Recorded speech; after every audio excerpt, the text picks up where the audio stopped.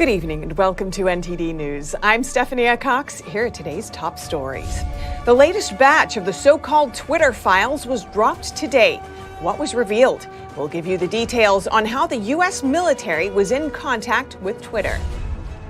A 6.4 magnitude earthquake shook Humboldt County, California on Tuesday morning. It left tens of thousands of people out of power, damaged property, as well as a California state route. Today, the House Ways and Means Committee was set to vote on whether it should release former President Trump's tax returns.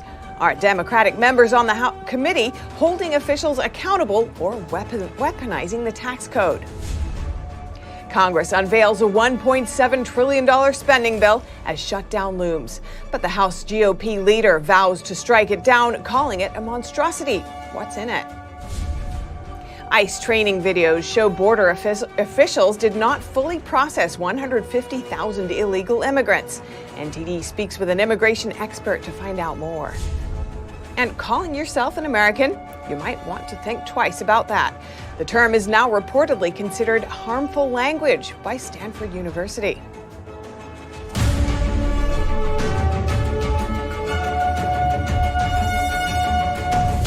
Homes and businesses have been without power in Northern California after a 6.4 magnitude earthquake hit off the coast around 2:30 a.m. this morning. NTD's David Lamb has the latest. A 6.4 magnitude earthquake hit the city of Ferndale in Humboldt County in the early hours of Tuesday morning. Dozens of aftershocks followed until 4 a.m. State Route 211 to Fernbridge was damaged while safety inspections were conducted.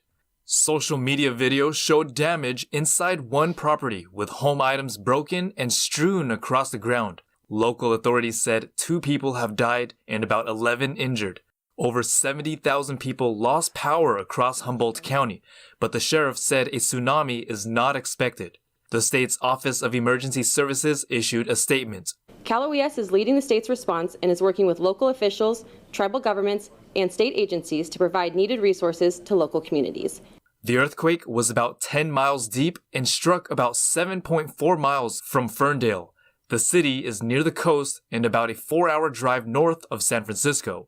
It's been almost exactly 1 year since a 6.2 magnitude earthquake hit elsewhere in the same county. David Lamb, NTD News, California. The latest installment of the so-called Twitter files was released this afternoon, showing how the social media platform quietly aided U.S. intelligence officials' online campaigns. Journalist Li Fang released Part 8 of the Twitter files on Tuesday.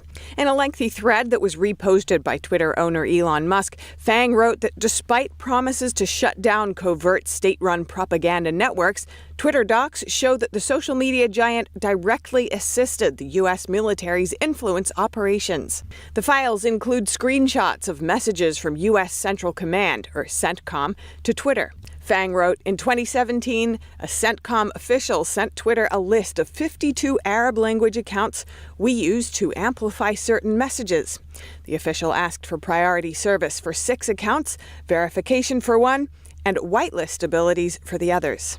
The thread continued. The same day CENTCOM sent the list, Twitter officials used a tool to grant a special whitelist tag that essentially provides verification status to the accounts without the blue check, meaning they are exempt from spam or abuse flags, more visible or likely to trend on hashtags.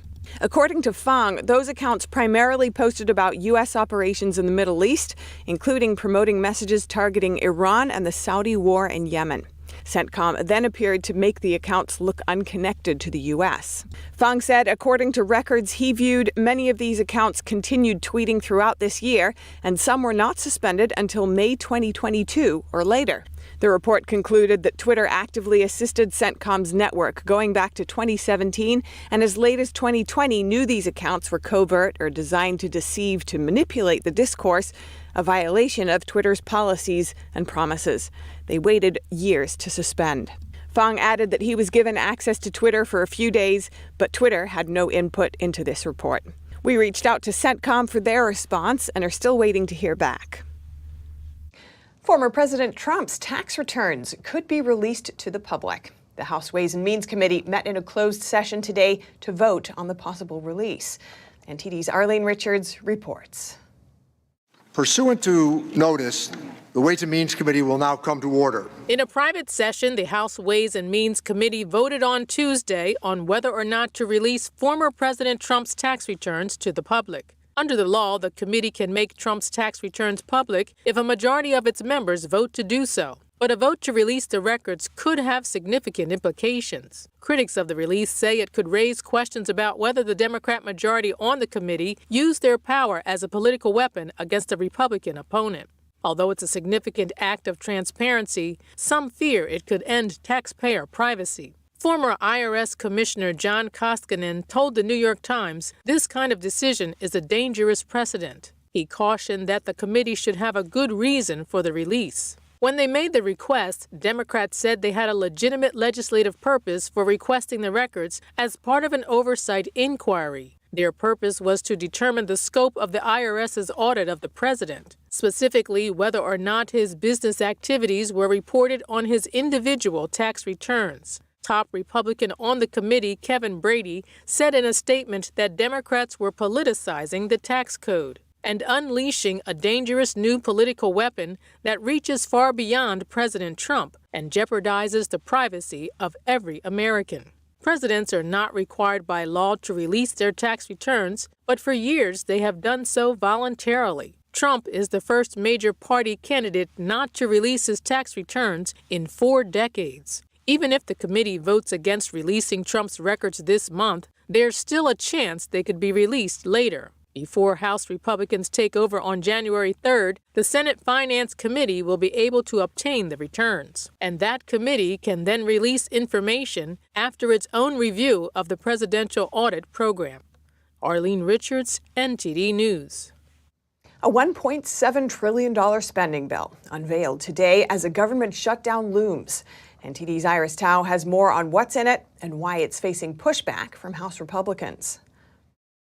Democratic and Republican negotiators on Tuesday released a sweeping omnibus funding bill with a $1.7 billion price tag. It would fund the government through the fiscal year of 2023. We must finish passing this omnibus before the deadline on Friday, when government funding runs out. Lawmakers are facing a midnight Friday deadline to get it passed, or else we'll see a partial government shutdown going into the Christmas holiday. The over 4,000-page measure includes an additional $45 billion in aid for Ukraine and funding for major parts of Biden's economic agenda. It also includes changes to how lawmakers could object to electoral votes and a ban on TikTok for government devices. Here's Senate Minority Leader Mitch McConnell today backing the bill, saying it boosts defense funding. This is an impressive outcome for the Republican negotiators. We've transferred huge sums of money away from Democrats' spending wish list toward our national defense. Many House Republicans, however, are urging GOP senators to block it, saying they should pass a short-term deal for now and wait until Republicans take over the House majority next year and have more leverage on spending cuts. House GOP leader Kevin McCarthy today warning those senators who might vote for it, tweeting, quote, "When I'm Speaker, their bills will be dead on arrival in the House if this nearly $2 trillion monstrosity moves forward." The bill is expected to pass the Senate and then get to the House no later than Thursday. Reporting in Washington, D.C., Iris Tao, NTD News. An Arizona judge ruled yesterday that 2 of Republican Kari Lake's election case claims can go to trial. The 2-day hearing is scheduled for Wednesday and Thursday. NTD's Daniel Monahan has that story. Are you ready to take this state back? Maricopa County Judge Peter Thompson dismissed 8 of the 10 claims Lake raised in her lawsuit. The lawsuit asks the judge to either declare her the winner or hold a revote in the county. The 2 counts that Judge Thompson approved for trial are the malfunctioning of printers on Election Day and the chain of custody of ballots. I want to make a pledge to you. I will do everything in my power at this moment to save America. Lake asserts that the printers that malfunctioned were not certified and had vulnerabilities that made them susceptible to hacking. She also claimed the printers malfunctioned because of intentional action. Here's Lake on Real America's Voice. We have a movement that is unstoppable, and the only way they can stop it is if they steal our elections. The bar is high for Lake. She must demonstrate that misconduct occurred with the printers in a way that violates Arizona law. She must also prove that the misconduct caused her to lose votes and that those lost votes affected the outcome of the election. In addition, she will try to demonstrate that ballots were improperly added at a county contractor that handles returned mail ballots. County officials say everyone had a chance to vote and all ballots were counted. Judge Thompson will make a final decision, which will likely be appealed to the Arizona Supreme Court. Lake responded to the news on Twitter, writing, "Buckle up, America. This is far from over." Daniel Monahan, NTD News. Officials are trying to track down 150,000 illegal immigrants who were released inside the U.S. A video shows they were let into the country without being fully processed. NTD's Jason Perry has that story. Training videos from Immigration and Customs Enforcement, or ICE, show they lost track of 150,000 illegal immigrants who were released into the U.S. during the summer of 2021. The videos were first obtained by Fox News Digital. You know, over the summer, we had well over 150,000 folks come in. They were issued a piece of paper that said, go find somebody in ICE. And that was pretty much it. So there was no processing. Operation Horizon was launched in November 2021 to try to find these individuals. But the main problem is that these illegal immigrants were not fully processed. So there is very little information officials can go on to try to find them.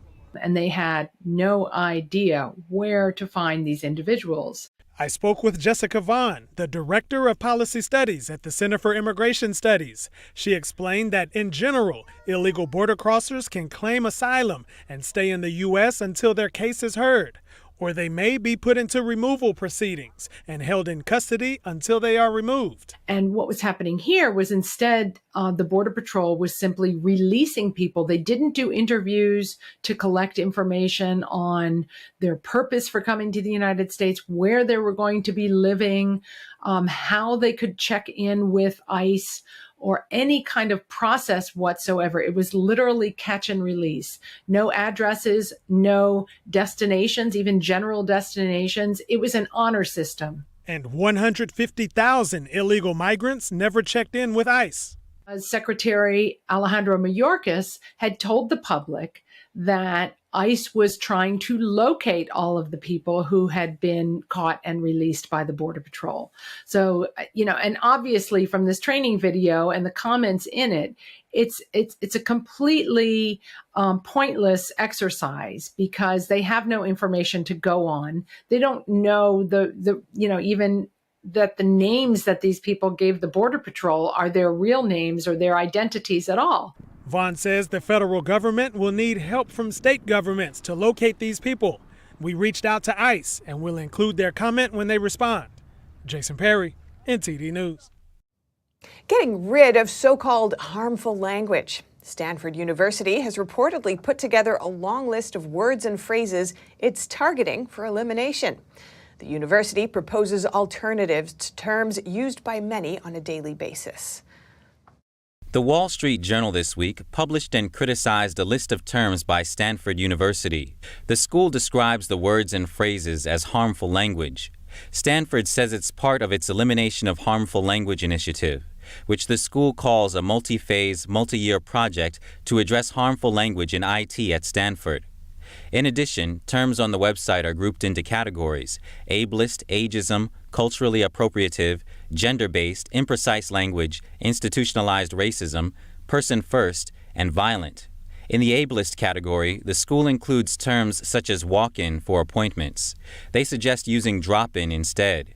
Calling yourself an American falls in the category of imprecise language.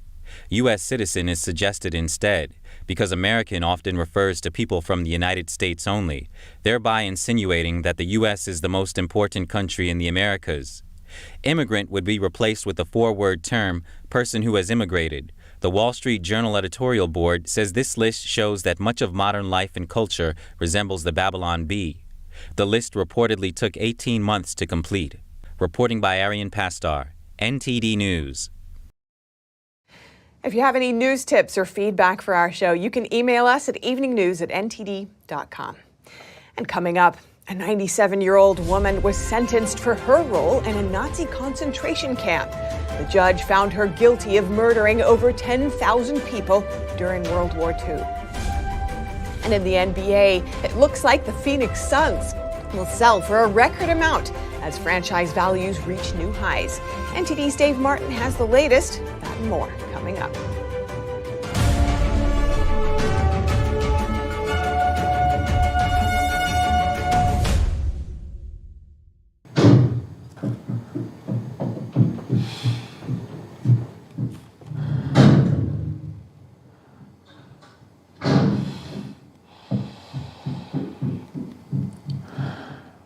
I love you!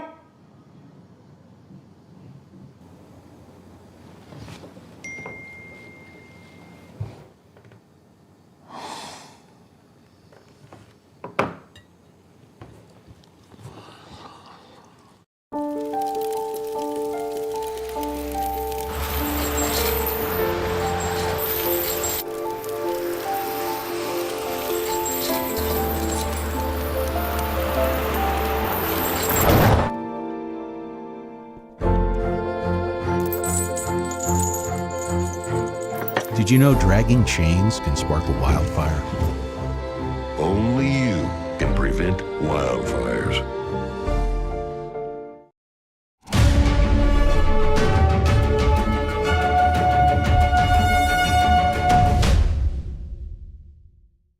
Germany has sentenced a 97-year-old Nazi war criminal. The court convicted her of contributing to the murder of more than 10,000 people during World War II. The trial took place in a small town in northern Germany. The judge gave a 2-year suspended sentence to Irmgard Fürchner, who worked as a typist in a Nazi concentration camp from 1943 to 1945. She was convicted under juvenile law, as she was only 18 when she committed the crime. The trial was postponed in September 2021 when she briefly fled the country. Fürchner was captured a few hours after failing to appear in court. Prosecutors say her verdict is a crucial one. Only a secretary is easily said, but the role of a secretary at the time in the bureaucracy of a concentration camp was significant. I believe that it's very important for the survivors, but also for everyone today, that this trial ended with a verdict. I believe the sentence is adequate, but what's important is that there was a sentence in the first place which ruled that she is guilty. After hearing the evidence, the court has decided the accused, through her work as a shorthand typist at the Stufhof concentration camp, knowingly and willingly supported the cruel death of more than 10,500 prisoners through gasification, through the inhumane conditions at the camp, through the transfer to the Auschwitz-Birkenau concentration camp, and through death marches. This is likely to be the country's last trial for World War II crimes. Prosecutors said they analyzed all existing papers from the concentration camp and found Fürchner's signature and initials. In her closing statement, the senior said she was sorry for what had happened and regretted her participation in the crime. Funeral homes in Beijing are running 24/7, an upsurge reportedly linked to COVID-19. Several health data institutes have run models to predict the casualties, and they're seeing shocking results. A catastrophic scenario could play out in China over the next 3 months. Over 2 million deaths from COVID-19. The forecast model comes from health data analytics company Airfinity. It also sees the possibility of up to nearly 280 million infection cases across the country. The result is similar to other expert predictions. The populations at greatest risk in the world are those that have avoided a lot of transmission and have gaps in vaccination. And that's exactly the case for China. That's because China hasn't vaccinated enough of its elderly people, instead focusing on a strict anti-virus policy called Zero COVID-19. With the country seeing a major virus surge, Airfinity says death would peak in January, while cases may peak in December. That would put China's death toll higher than the United States, with around 1 million deaths since the pandemic began. In Beijing, demand for funeral and cremation services has skyrocketed. A worker at a local funeral home told the Financial Times that his facility cremated 150 bodies on Wednesday, up from just a few dozen on a typical day last winter. Beijing authorities reportedly tasked that local funeral home with cremating those who died after testing positive for COVID-19. Other funeral homes in Beijing were reportedly operating 24 hours a day. There's also a week-long waiting list for an opening. Elsewhere in northern China, a video surfaced online over the weekend showing dead bodies lined up in the local hospital. As concerns over the situation rise across the nation, a worker at one of Shanghai's Christmas markets explained the event saw few visitors over the weekend, noting that people are, quote, too scared to come out. Highly concerning.